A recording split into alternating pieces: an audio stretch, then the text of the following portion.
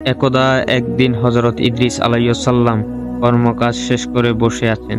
তখন হযরত আজরাইল আলাইহিসসালাম মানুষের ভেষ ধরে মুসাফির হয়ে হযরত ইদ্রিস আলাইহিসসালামের কাছে উপস্থিত হলেন। হযরত ইদ্রিস আলাইহিসসালাম সবসময় রোজা রাখতেন। যখন ইফতারের সময় হতো তখনই মহান আল্লাহ রব্বুল আলামিন ওনার জন্য বেহেশত থেকে খাবার পাঠাতেন। তিনি যতটুকু খাবার খেতে পারতেন আর যতটুকু খানা অবশিষ্ট থাকতো তা আবার বেহেশতে চলে যেত। সেই দিন যখন ইদ্রিস আলাইহিসসালামের জন্য বেহেশত থেকে খাবার আসলো, তখন তিনি ওই খাবারটি ওই মুসাফিরকে দিয়ে দিলেন। কিন্তু ওই মুসাফিরটি কিছুই খেলেন না, আল্লাহর ইবাদতে মশগুল হয়ে গেলেন। এই দৃশ্য দেখে হযরত ইদ্রিস আলাইহিসসালাম অবাক হয়ে গেলেন এবং মনে মনে বলতে লাগলেন, কে এই ব্যক্তি, আমি তো কিছুই বুঝতে পারছি না। পরের দিন হযরত ইদ্রিস আলাইহিসসালাম ওই মুসাফিরকে বললেন, এই মুসাফির ভাই, চলো আমরা একটু আল্লাহর সৃষ্টি জগৎ ঘুরে দেখি, তুমিও আমার সাথে চলো। দুজনেই চলতে লাগলেন। চলতে চলতে দুজনে একটি ফল বাগানে গিয়ে পৌঁছালো এবং সেই ফল বাগানটি ফলমূলে ভরপুর ছিল। তখন হযরত আজরাইল আলাইহিসসালাম বললেন, এ আল্লাহর নবী, চলেন আমরা এই ফল বাগান থেকে কিছু ফল ভক্ষণ করি। এই কথা শুনে হযরত ইদ্রিস আলাইহিসসালাম অনেক রাগান্বিত হলেন এবং বললেন, আপনি কি জানেন না মানুষের সম্পদ না জানিয়ে ভক্ষণ করাকে আল্লাহ তাআলা পছন্দ করেন না? এটা তো অবশ্যই হারাম। তখন হযরত আজরাইল আলাইহিসসালাম এই কথা শুনে কিছুই বললেন না, বরং চুপ করে রইলেন, কারণ তিনি তাকে পরীক্ষা করছিলেন। তখন তারা দুজনে আবার হাঁটতে শুরু করলেন। এবার তারা একটি মাঠে গিয়ে উপস্থিত হলেন। ওই মাঠে ছিল অসংখ্য ছাগল। ছাগলগুলোকে দেখে হযরত আজরাইল আলাইহিসসালাম বলতে লাগলেন, হে আল্লাহর নবী, চলেন আমরা একটি ছাগলকে জবাই করে ভক্ষণ করি। তখন হযরত ইদ্রিস আলাইহিসসালাম বললেন, আপনি তো দেখছি অনেক আজব একজন মানুষ। হালাল জিনিস আপনার পছন্দ হয় না আর হারাম জিনিস আপনার ভালো লাগে। আপনি জানেন না মানুষের সম্পদ না জানিয়ে ভক্ষণ করাকে আল্লাহ তাআলা হারাম করেছেন। এবারও হযরত আজরাইল আলাইহিসসালাম কিছুই বললেন না। এভাবে দুজন সারাদিন আল্লাহ তাআলার সৃষ্টি জগৎ ঘুরে ঘুরে দেখলেন এবং সন্ধ্যার সময় তারা বাড়ি ফিরলেন। এভাবেই 3 দিন পর্যন্ত হযরত আজরাইল আলাইহিসসালাম হযরত ইদ্রিস আলাইহিসসালামের সাথেই ছিলেন। যখন হযরত ইদ্রিস আলাইহিসসালামের মনে সন্দেহ পোষণ করলো, তখন তিনি হযরত আজরাইল আলাইহিসসালামকে লক্ষ্য করে বললেন, হে আল্লাহর বান্দা, আল্লাহর বাস্তে তুমি তোমার আসল পরিচয় আমাকে বলো। তখন ওই মুসাফির বলতে লাগলেন, হে আল্লাহর নবী, আমি কোনো মানুষ নই, আমি আল্লাহর একজন ফেরেশতা, আমার নাম মালাকুল মাউত। তখন হযরত ইদ্রিস আলাইহিসসালাম বললেন, তাহলে আপনি কি সেই ফেরেশতা যে ফেরেশতা সকল জীবের জান কবজ করে থাকেন?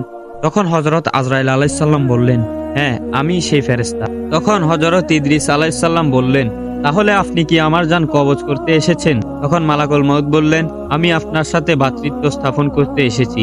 আমার পূর্ণ বাসনা আপনিও এই প্রস্তাবে রাজি হবেন। তখন হযরত ইদ্রিস আলাইহিসসালাম বললেন, আমি একটি শর্তে আপনার সাথে ভ্রাতৃত্ব স্থাপন করতে রাজি আছি।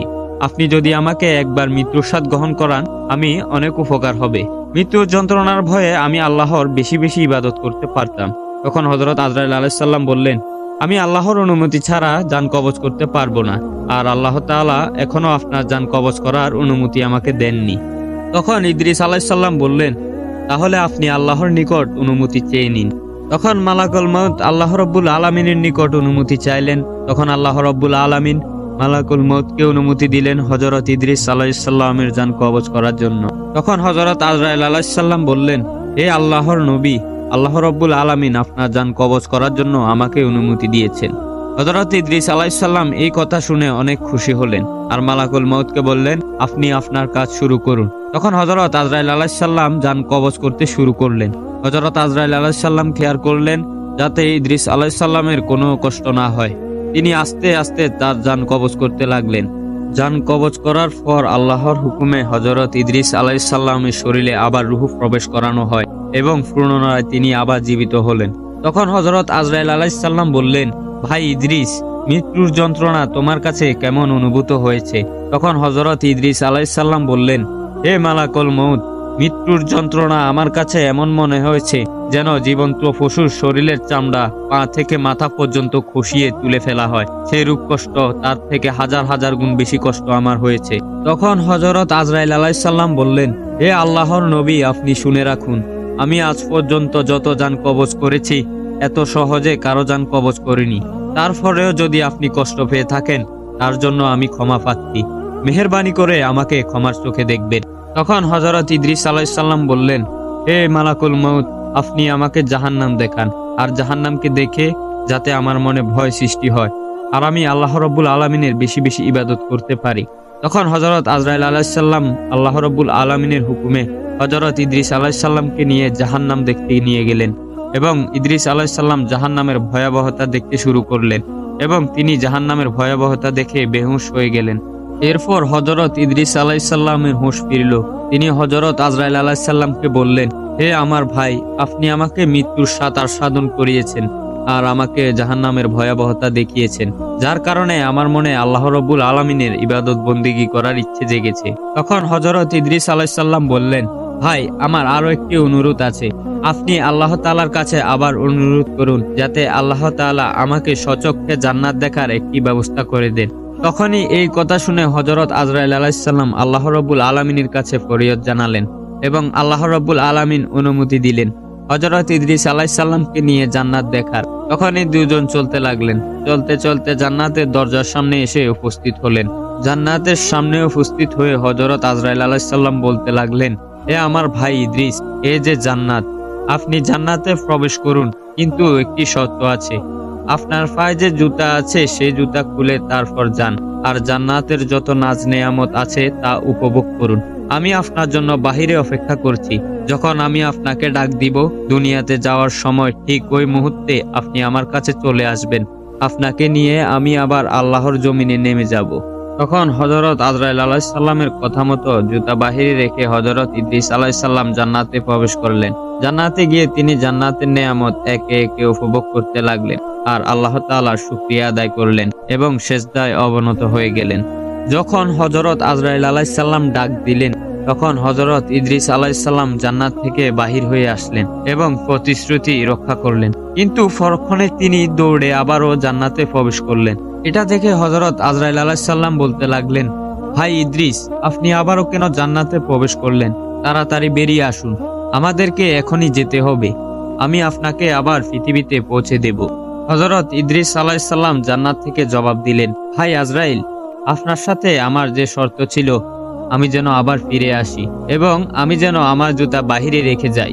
আমি ওয়াদা মতো জুতা বাহিরে রেখে গিয়েছি এবং জান্নাত ঘুরে ঘুরে দেখে আবার বাহিরে চলে এসেছি এবং আপনার সাথে আমি যে ওয়াদা করেছি তা আমি পূরণ করেছি। হয়তো আপনি একটি কথা ভুলে গিয়েছেন, আল্লাহ রাব্বুল আলামিন বলেছেন, প্রত্যেকটি প্রাণী একবার মৃত্যুর স্বাদ গ্রহণ করবে এবং দোজখ না দেখে জান্নাতে যেতে পারবে না। আমি তো একবার মৃত্যুর স্বাদ গ্রহণ করলাম এবং দোজখও দেখলাম, আর জান্নাত থেকে বের হয়ে আপনার দেওয়া প্রতিশ্রুতি রক্ষা করলাম। অতএব আমি আর জান্নাত থেকে বের হব না, আপনি আপনার কাজে চলে যান। হযরত ইদ্রিস আলাইহিস সালাম যখন জান্নাত থেকে বের হতে অস্বীকৃতি জানালেন, তখন হযরত আজরাইল আলাইহিস সালাম আল্লাহ তাআলার কাছে বললেন, হে আল্লাহ, আপনি বললেন বলে আমি তাকে দুনিয়া থেকে জান্নাতে এনেছি। এখন সে ঘুরে দেখেছে, কিন্তু এখন সে জান্নাত থেকে যেতে নারাজ। হে আল্লাহ, আপনি বলুন আমি এখন কি করব? তখন আল্লাহ তাআলা হযরত আজরাইল আলাইহিস সালামকে লক্ষ্য করে বললেন, হে আজরাইল, তুমি তোমার কাজে চলে যাও আর ইদ্রিসকে জান্নাতে থাকতে দাও। আমি ইদ্রিসের ভাগ্যে এটাই লিপিবদ্ধ করেছিলাম, সে জান্নাতে এভাবেই আসবে এবং জান্নাতে থেকে যাবে। অতএব তুমি তোমার কাজে ব্যস্ত হয়ে যাও। তখন আল্লাহর এই কথা শুনে হযরত ইদ্রিস আলাইহিস সালাম হাসতে হাসতে জান্নাত থেকে বেরিয়ে গেলেন। হযরত ইদ্রিস আলাইহিস সালাম জান্নাতে মহাসুখে জান্নাতে বসবাস করতে লাগলেন। এই ছিল হযরত ইদ্রিস আলাইহিস সালামের বেহেশতে যাওয়ার ঘটনা। যদি ভিডিওটি ভালো লাগে একটি লাইক করে দিবেন।